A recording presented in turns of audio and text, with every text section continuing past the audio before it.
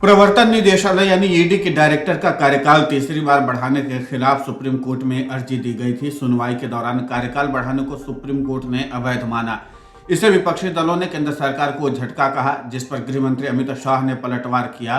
प्रवर्तन निदेशालय यानी कि वो केंद्रीय जांच एजेंसी जिसका नाम लेते ही मौजूदा दौर की सियासत में उबाल आ जाता है। इससे जुड़ा एक फैसला मंगलवार को सुप्रीम कोर्ट ने दिया, जिस पर केंद्र सरकार को घेरा जाने लगा। शाम को गृह मंत्री अमित शाह ने विपक्षी पार्टियों पर पलटवार करते हुए कहा कि ये पूरा विवाद जिसको लेकर के आज राजनीतिक गलियारों में हलचल है, सुप्रीम कोर्ट में कांग्रेस और टीएमसी नेताओं ने आज अर्जी दायर की थी। ये अर्जी डायरेक्टर को सेवा को विस्तार देने के खिलाफ थी। इस पर मंगलवार को सुनवाई हुई। जस्टिस BR गवाई, विक्रम नाथ और संजय करोल की बेंच ने ईडी के डायरेक्टर संजय मिश्रा का कार्यकाल तीसरी बार बढ़ाए जाने को लेकर के अवैध कहा है। यानी अब ईडी के निर्देशक इस महीने की आखिरी तक हट जाएंगे। इसके बाद निदेशक की नियुक्ति होगी। अगर सुप्रीम कोर्ट का यह फैसला नहीं आता तो मिश्रा नवंबर 2023 तक पद पर रहते। सुप्रीम कोर्ट के फैसले के बाद विपक्षी दलों ने केंद्र सरकार को घेर लिया। विपक्षी हमलावरों का जवाब देते हुए गृह मंत्री अमित शाह ने कहा कि ईडी का निर्देशक कौन होगा, इससे फर्क नहीं पड़ेगा और ईडी अपना काम करती रहेगी।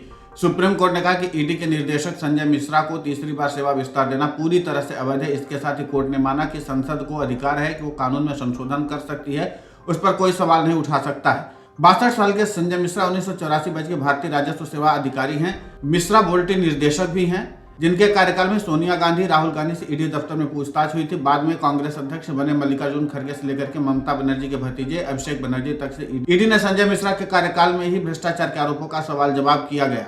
संजय मिश्रा को 19 नवंबर 2018 को ईडी का निर्देशक बनाया गया था। ईडी के निर्देशक का कार्यकाल 2 साल बढ़ा दिया गया था। फिर नवंबर 2021 में सरकार ने सीबीआई चीफ को 1 साल की सेवा विस्तार देने वाला अध्यादेश लाई, जो बाद में संसद में पारित हुआ। फिर नवंबर 2021 में संजय मिश्रा को दूसरी बार और नवंबर 2022 में तीसरी बार सेवा विस्तार सरकार ने दिया।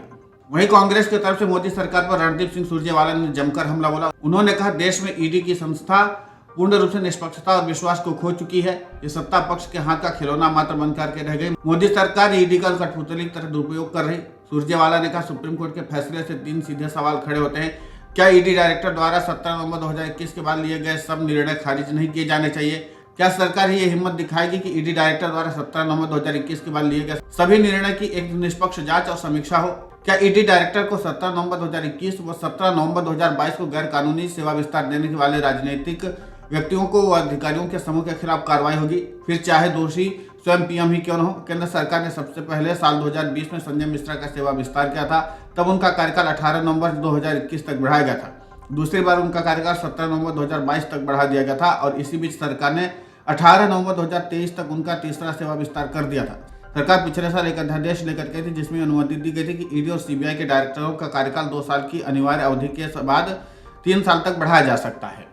Video desk अमरउजाला.com। अमर उजाला अब आपके टीवी पर भी।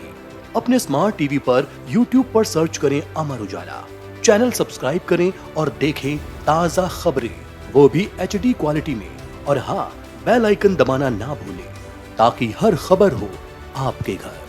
अमर उजाला, निष्पक्ष, निर्भीक, निरंतर।